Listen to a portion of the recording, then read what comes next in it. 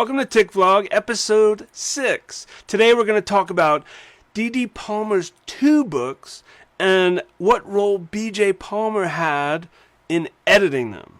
This is the new TIC Vlog. Goes into my latest ideas, my latest research on the history and philosophy of chiropractic. I've been studying the history and philosophy now for 2 decades. I've been studying the bigger picture of these ideas for 3 decades. I'll be answering questions. Everybody should benefit.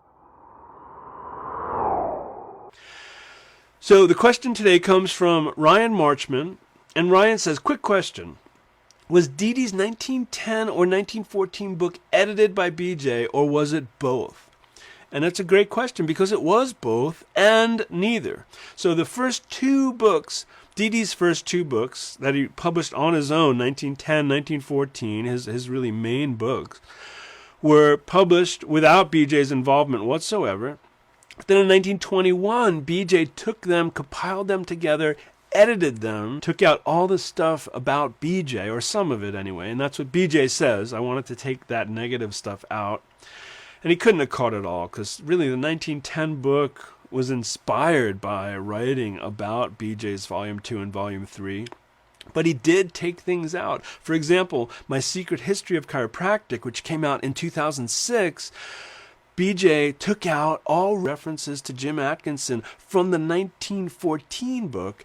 And then years later he said, my father never mentioned Atkinson again after 1910, which is not true. He did. And maybe B.J. didn't know that that book was going to be republished, or old copies would be found and they would be copied and republished again.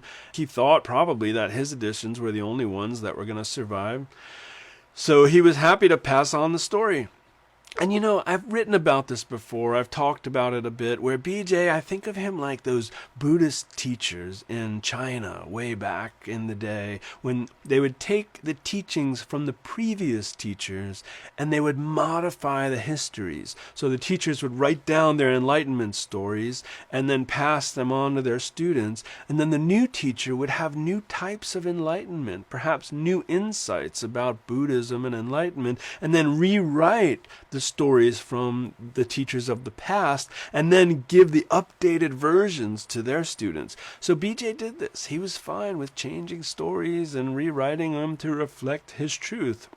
So this is something that we need to explore. Read them side by side, learn what you can, and learn about how those early ideas changed and evolved.